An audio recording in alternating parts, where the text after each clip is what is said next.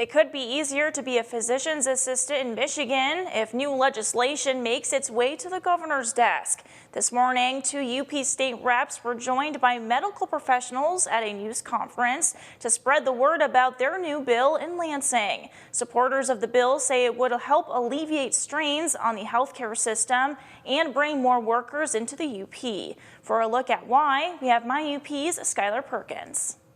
Sometimes the biggest barrier is the barrier to entry, and that's what this breaks down. On Tuesday, State Representatives Dave Preston and Carl Bonack met with medical professionals at the Marshfield Medical Center in Iron Mountain to spread the word about House Bill 4309. Introduced at the end of March, it aims to scrap Michigan's licensing rules for physician's assistants, instead joining our state with a growing list of about 13 others to have the same requirements called the PA Licensure Compact.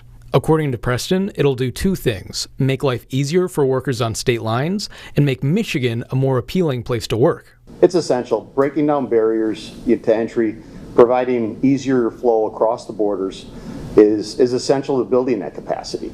Normally, each state sets its own requirements for health professionals, but compacts like these set one standard for every state that signed on, which supporters say is necessary because of the cost and sheer time the months-long process can take.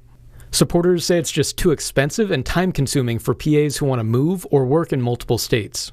For the Marshfield Medical Center, which operates centers on both sides of the state line, if a PA is only licensed in one state, they can't help fill open shifts just a few miles away. With this, that person could come and fill in for an illness. They could come and help when it was necessary. Or if they were trying to get to a practice to cover, like Florence, they could do that really quickly. If okayed, the compact would also make it easier for PAs to maintain their licenses. But it also goes beyond the initial licensure. Each state also has specific requirements for us to have continuing education, to maintain our licensure. And so the more states you're adding into that, the more burdensome it is. Now, a potential drawback of joining the compact would mean that while it would be easier for PAs to come to Michigan, it would also be easier for them to leave.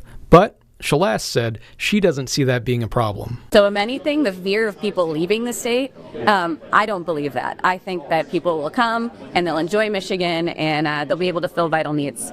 As of now, the bill is in committee and still has to pass all three chambers of the legislature. In Iron Mountain, Skylar Perkins for my UP News.